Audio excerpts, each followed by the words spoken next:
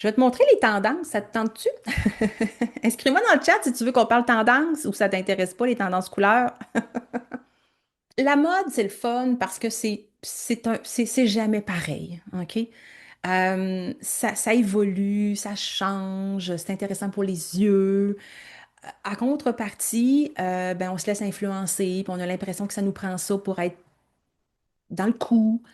Fait qu'il faut faire attention. Fait que les tendances, c'est pas quelque chose sur lequel j'aime focuser beaucoup, comme tu as pu le remarquer pour celles qui sont un peu plus habituées, mais ça fait partie d'un des outils de mon travail. On peut pas faire fi, même si tu veux t'habiller avec moi, etc. Tu peux pas vraiment faire fi de la tendance, des tendances ou encore des tendances longue durée. Il y a quand même des courants importants à suivre pour rester dedans, là, tu sais. Sylvie nous dit c'est plus difficile pour une été, effectivement. On va regarder ça ensemble parce qu'on est dans des couleurs très foncées. Tu sais, on est dans des caractéristiques de couleurs tellement à l'opposé au niveau de l'été. Parce que quand tu regardes la roue colorimétrique là, sur la plateforme été puis automne, c'est à l'opposé, là.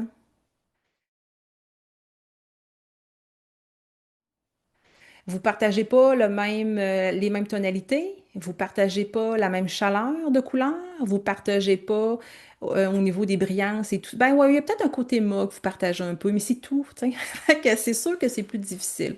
Alors, ma source, moi j'aime beaucoup le Vogue France comme source de tendance.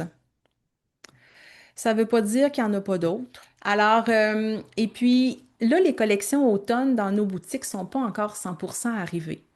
Alors, je vais peut-être te montrer des couleurs, puis tu vas me dire, mais je ne l'ai pas vu dans les boutiques. Ouais, mais attends, parce que l'automne, c'est long. Puis souvent, dans les couleurs, ils mettent automne-hiver ensemble, alors que, tu sais, comme là, tu vois le vert menthe sur le dessus. Il va peut-être sortir plus en décembre, le vert menthe. Tu sais, c'est un peu bizarre. Ils sortent pas toutes les couleurs tendance en même temps. Et ça dépend aussi, tu sais, ta boutique préférée, c'est quoi les achats qu'ils ont fait? Est-ce qu'ils ont décidé de faire des achats sur ce qui était tendance ou des achats sur ce que leur clientèle aimait porter, sur ce qu'ils savent, ce qui va se vendre? Ben voilà. Et donc, boutique pignon sur rue et grande chaîne, ça va être très différent au niveau des achats. Boutique pignon sur rue, souvent, la propriétaire ou le propriétaire va y aller avec, il connaît sa clientèle, puis c'est très bien que quand que exemple, sa boutique regorge de couleurs, il vend pas, puis quand ça regorge de noir, il vend. Il va faire ses achats en conséquence de ça. Les grandes chaînes, habituellement, vont suivre un peu plus les tendances. Puis encore là, à l'intérieur de ces grandes chaînes-là, il y en a qui sont très à l'affût des derniers cris, puis d'autres qui sont en arrière, puis ils suivent un petit peu. Alors, on en prend, on en laisse, c'est ça que je veux dire. Alors, bizarrement, on n'est pas dans la vibe automne, mais on a le vert menthe. Dans certains, tout dépendamment de la source, il y en a qui disent les pastels très pâles vont être à la mode. Donc, Sylvie, sache-le, les étés, sachez-le, mais encore faut-il être dans la vibe. Donc, je vais te suggérer, Sylvie, ainsi que les étés qui regardent, d'y aller en parcimonie avec le pastel. Mais en même temps, pense toujours que ben, un tricot pastel peut être aussi pratique au printemps. Ce qu'au printemps, peut-être, tu as de la difficulté à trouver parce que c'est plus les t-shirts, les camisoles et tout ça qui sont dans les boutiques. Donc, il faut aussi des fois penser à plus tard à cause d'un tissu qui est mixé avec une couleur X qui est difficile à trouver dans une autre saison. Alors, ici, on est carrément dans un gros tricot. Là, on s'entend, là. Je sais que tu ne porteras pas ça comme ça, là. Là, on est couleur, OK? Puis c'est des artistes, là, OK, qui font ça. Fait que le vert menthe, ben voilà. C'est sûr que, tu sais, tu vas l'habiller avec peut-être un corduroy ou, tu sais, suède ou, tu sais, des matières, là, quand même, là, un petit peu plus structurées. Voilà. Donc, reste à voir si les boutiques vont l'avoir, mais aussi reste à voir si les gens vont le porter. Et peut-être que tu n'auras pas le goût, si tu es une été, tu n'auras peut-être pas le goût de porter du ultra pâle l'automne non plus parce que tu veux être dans la vibe. Donc, drôle de tendance, mais bon, c'est là. Euh, Puis, je vais revenir au vert menthe. Les pastels très, très pâles, là, des fois, on se dit, ah, c'est chaud, c'est froid, c'est printemps, c'est été. C'est qu'à un moment donné, il y a tellement de pigments blancs dedans que c'est un peu, c'est comme mon marron, mon chocolat de tantôt. C'est qu'à un moment donné, tu fais comme, oui, brun, en principe, c'est chaud, mais il y a tellement de pigments noirs que c'est quasiment froid. Donc, à un moment donné, dans les ultra pastels, des fois, on se demande si c'est froid ou c'est chaud. Fait que souvent, c'est difficile de vraiment trancher. Fait que le vert menthe, il en existe un dans le nuancier printemps, puis il en existe un aussi dans le nuancier été. Donc, voilà. Il y a le rouge. Ben, on est dans un rouge froid, par contre, de ce que j'ai pu remarquer. Donc, yay, hiver, les cool summer aussi portent bien le rouge. Alors, ça pourra être intéressant. Si tu aimes porter le rouge est beaucoup associé à l'archétype chic, entre autres, mais évidemment, les branchés et les créatifs vont aimer le porter. Donc, on a le rouge, donc prends note pour les nuanciers hiver. Là, à date, c'est yay pour nuancier hiver, yay pour nuancier été. On a le rose pâle aussi. J'ai vu des roses moyens. Alors, encore là, tu sais, garde, ça peut être intéressant. C'est pas la vibe automne, mais tu sais, euh, avant, là, mettons, on va dire années 80, c'était beaucoup plus, hey, l'automne, c'est ça, puis on porte tout ça. Puis là, maintenant, c'est comme tout rendu. Oh mon Dieu, ce que je porterais l'été, là, je le porte là. Mais ça me semble que c'est tout mélangé. Oui, c'est vrai, c'est mélangé. On dirait que les artistes, ils savent plus quoi inventer. Il faut essayer de sortir de la boîte, sortir de la roue, sortir du groupe. Puis là, il arrive plein d'affaires. Rose pâle. Tu sais, si tu l'as porté tout l'été, ça ne te tentera probablement pas de le porter l'hiver.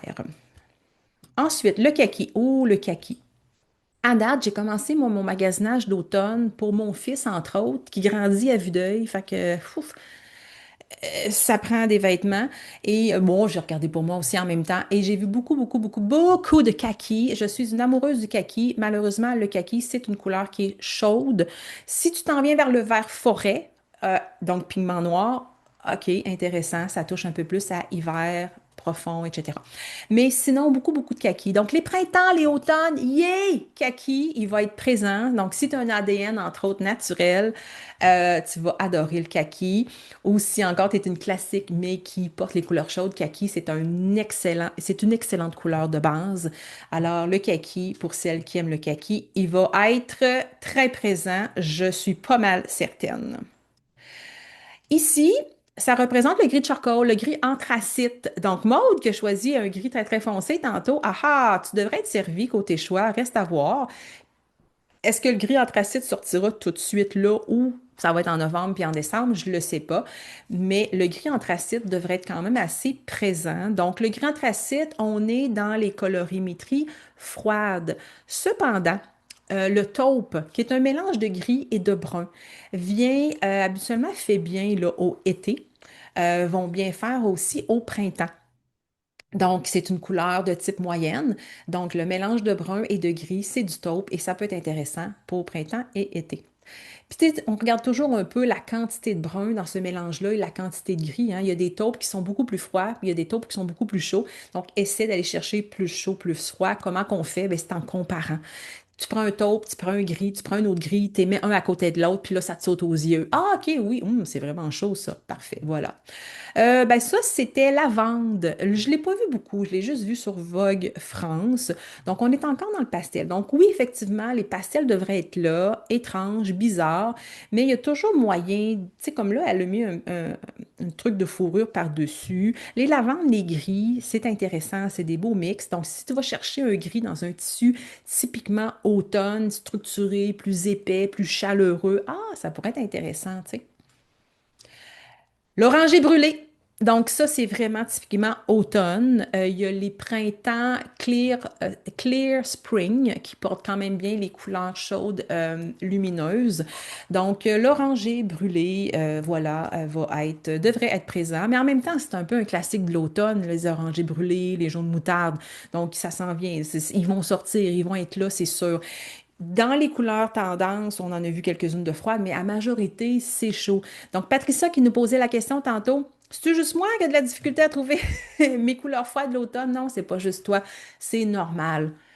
Puis voilà, c'est normal, c'est ça la mode. On achète quand on peut acheter, quand ça nous convient, puis ça nous convient pas, ben on est patiente, puis on attend au prochain cycle.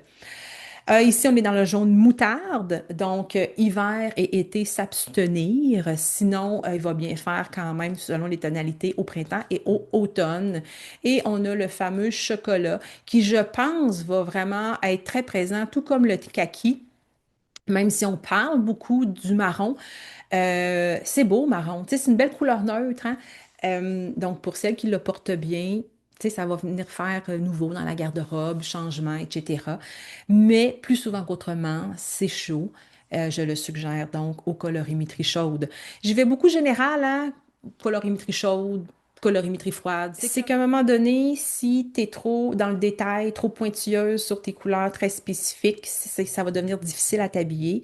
Moi, quand tu sais, j'ai habillé mes clientes pendant 12 ans de temps, là, et puis ça l'arrivait que j'étais dans des vagues de couleurs froides, il fallait que j'habille des chaudes et vice-versa, ou des tonalités plus foncées, plus pâles et tout. C'est qu'à un moment donné, il faut que tu prennes qu'est-ce que tu as. Faut que tu prennes ce que les boutiques offrent. Si tu es en besoin vestimentaire, là, évidemment. Et, et c'est qu'à un moment donné, tu peux y aller aussi général. Tu portes bien les couleurs froides, ben va te choisir du froid, en autant que ce soit froid. C'est le premier critère que tu devrais regarder là, en général au niveau couleur ou caractéristiques de couleur. Pour certaines, ça va être foncé ou pâle. Bon, c'est sûr qu'ici, l'hiver, on pâlit, l'hiver est long, le teint est plus pâle. On va souvent aller dans des couleurs un peu plus foncées ou profondes pour pallier notre teint qui devient plus pâle l'hiver. Mais, tu sais, si c'est froid, c'est froid, si c'est chaud, c'est chaud. Ça fait déjà énorme, ça fait 75% de la job, là. Fait que mets-toi-en pas trop sur les épaules, sois pas trop dans le détail, hein. Si tu es une personne de détail, là, je te comprends, mais il faut que tu lâches prise un peu parce que tu vas te dire, ben, je tourne en rond puis je m'habille pas, parce que tu cherches la perfection.